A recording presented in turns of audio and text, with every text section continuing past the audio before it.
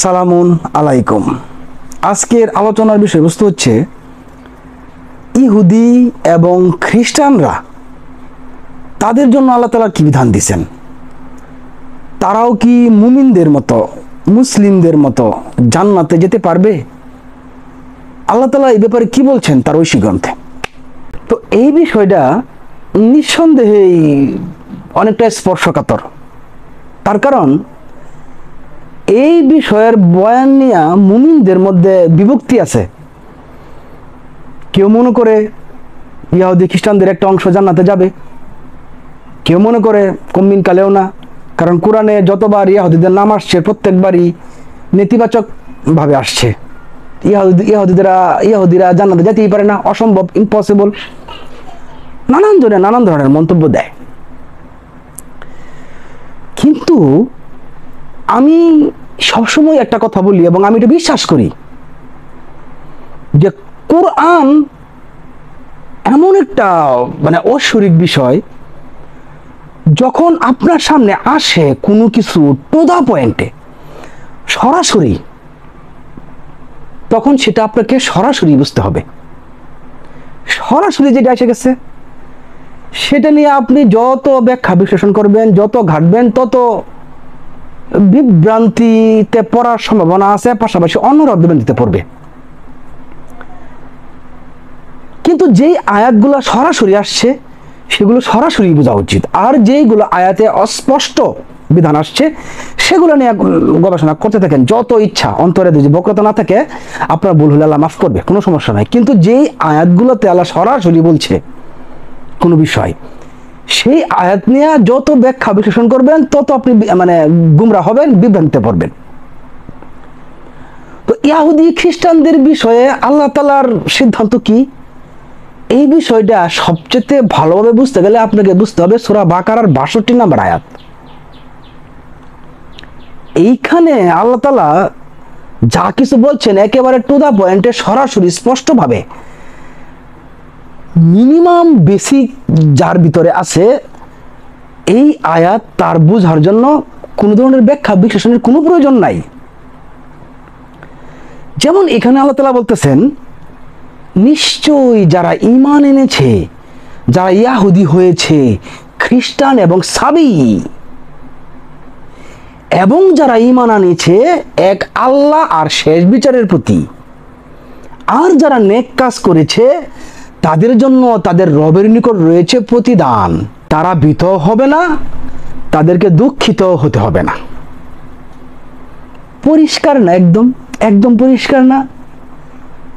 এখন এই আয়াতটা একটু ভাঙা আলোচনা করি। আল্লাহ তাআলা কি বলতেছেন? নিশ্চয় যারা ঈমান এনেছে, এখানে ঈমানের শর্ত দিয়ে দিয়েছেন আল্লাহ তাআলা।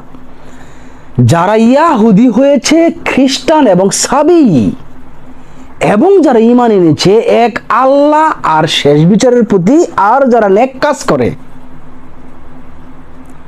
আল্লাহ তাআলা ঈমানের শর্ত দিয়া ইহুদি, খ্রিস্টান আর সাবীদের নাম নিয়ে আসছে, এবং এইখানে ঈমানের শর্ত দিয়ে দিয়েছে মাত্র দুইটা বিষয়। একটা হচ্ছে এক আল্লাহর প্রতি বিশ্বাস, আর একটা হচ্ছে শেষ বিচারের প্রতি বিশ্বাস। দুইটা। ইহুদি, খ্রিস্টান, সাবীদের ক্ষেত্রে ঈমানের বিশ্বাস মাত্র আল্লাহ তাআলা দুইটা দিয়েছেন কোরআনে। কিন্তু মুমিন যারা ইসলামিস্ট, যারা আমরা মুসলিম, তাদের জন্য ঈমানের বিষয়টা কিন্তু আরেকটু বিস্তৃত।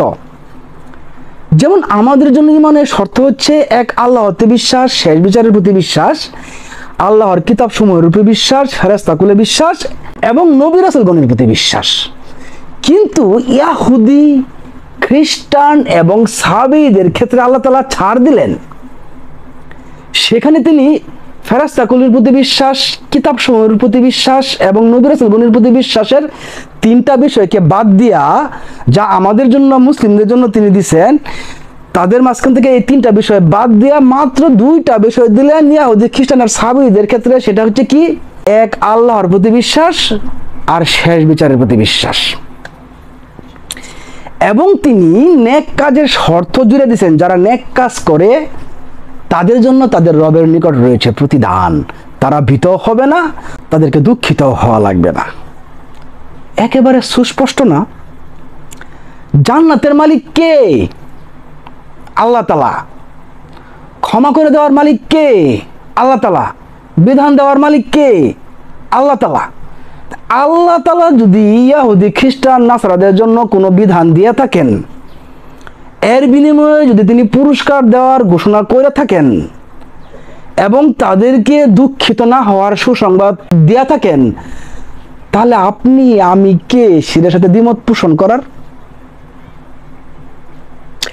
এরপরে দেখেন আল্লাহ তাআলা সূরা বনী ইসরাঈলের 84 নম্বর আয়াতে বলতেছেন, বলো প্রত্যেকেই তার নিজ নিজ পদ্ধতি অনুযায়ী আমল করে এবং তোমার রব সর্বাধিক অবগত আছেন যে কে সর্বাধিক নির্ভুল পথে আছে। আল্লাহ তাআলা এখানে পদ্ধতির অনুমোদন দিচ্ছেন যে প্রত্যেকেই তার নিজ নিজ পদ্ধতি অনুযায়ী আমল করে এবং আল্লাহ তাআলা সর্বাধিক ভালো রকম জানেন কে সর্বাধিক নির্ভুল পথে আছে। আল্লাহ তাআলা এখানে পদ্ধতির সত্যায়ন করতেছেন এবং পদ্ধতির অনুমোদন দিচ্ছেন, পাশাপাশি এটাও বলতেছেন যে তিনি ভালো রকম জানেন কে সর্বাধিক সঠিক পথে আছে। তাহলে আপনি আমি কে? আমাদের কি অকাত আছে, আমাদের কি অধিকার ক্ষমতা আছে যে আমরা তার আয়াতকে আমাদের পছন্দ হয় নাই বলে এটাকে ব্যাখ্যা করতে করতে করতে করতে করতে করতে সম্পূর্ণ ভিন্ন পথে নিয়ে গেছি? আপনারা যে কেউ সূরা বাকারার 62 নম্বর আয়াতের ব্যাখ্যা পড়বেন, অনলাইনে গিয়ে দেখবেন যে ওই তাফসীরকারীগণ পুরোপুরি আল্লাহর আয়াতের বিপরীত ফিনিশিং দিয়েছেন শেষ পর্যায়ে গিয়া। তাহলে এখন এই সূরা বাকারার 62 নম্বর আয়াত দেখি এটা প্রমাণ হয়ে যায় যে ইহুদি নাসারারা সব জান্নাতে যাবে? একদমই কিন্তু না। এটা যদি কেউ মনে করে যে আমি এটা বলতেছি যে সমস্ত ইহুদি নাসারা খ্রিস্টান সাবিরা জান্নাতে যাবে, তাহলে তারা ভুল বুঝতেছেন। আল্লাহ তাআলা ঈমানের যে শর্ত দিলেন এখানে দুইটা, একটা হচ্ছে এক আল্লাহর প্রতি বিশ্বাস এবং শেষ বিচারের প্রতি বিশ্বাস। এই দুইটা শর্ত যদি কোনো ইহুদি খ্রিস্টান সাবি পূরণ করতে ব্যর্থ হয়, তাহলে এই আয়াতের বা আল্লাহর এই ঘোষণার সুফল সে পাবে না। কিরকম? খ্রিস্টানদের মধ্যে সবচেয়ে বড় অংশটাই বিশ্বাস করে মরিয়ম পুত্র ঈসা মাসিহ আল্লাহর পুত্র, নাউজুবিল্লাহি মিন জালিক। তাহলে এই বিশ্বাসটা যারা করে তারা কিন্তু এই আয়াতের এই 62 নম্বর আয়াতে যে ঈমানের শর্ত আল্লাহ তাআলা দিয়েছেন, এক আল্লাহর প্রতি বিশ্বাস এবং শেষ বিচারের প্রতি বিশ্বাস, তারা কিন্তু এই ঈমানের শর্ত ভঙ্গ করলো।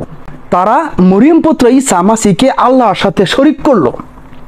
এর ফলস্বরূপ তারা এই আয়াতে আল্লাহ তাআলার ঘোষণা, ক্ষমার ঘোষণা, ভীত না হওয়ার ঘোষণা, সেইটার সুবিধা থেকে তারা বঞ্চিত হইল। কিন্তু খ্রিস্টানদের মধ্যে যে গ্রুপটা আছে যারা এক আল্লাহতে বিশ্বাস করে এবং যারা বিশ্বাস করে তাদের কৃতকর্মের জন্য শেষ বিচারের দিন আল্লাহর সম্মুখীন হইতে হবে, এই আয়াতের সুবিধা খ্রিস্টানদের মধ্যে শুধুমাত্র তাদের জন্য।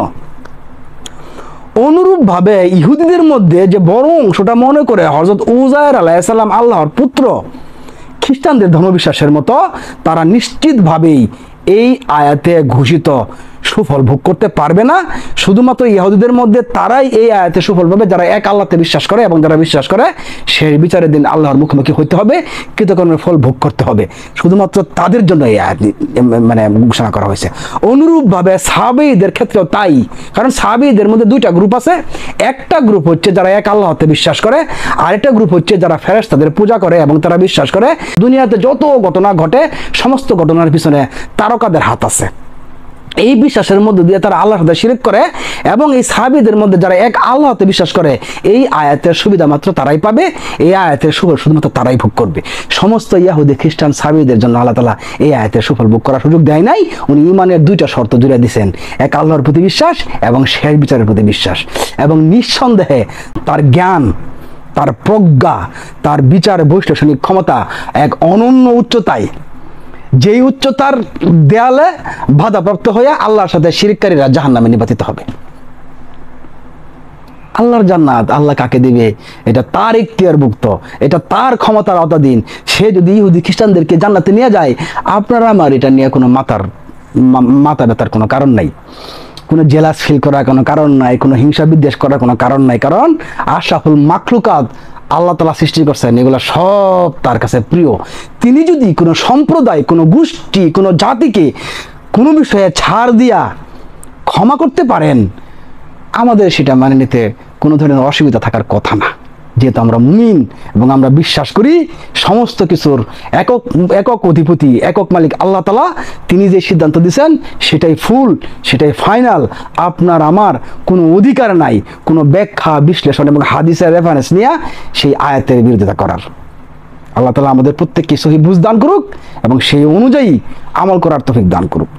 সবাই ভালো থাকবেন, সুস্থ থাকবেন। আল্লাহ হাফেজ।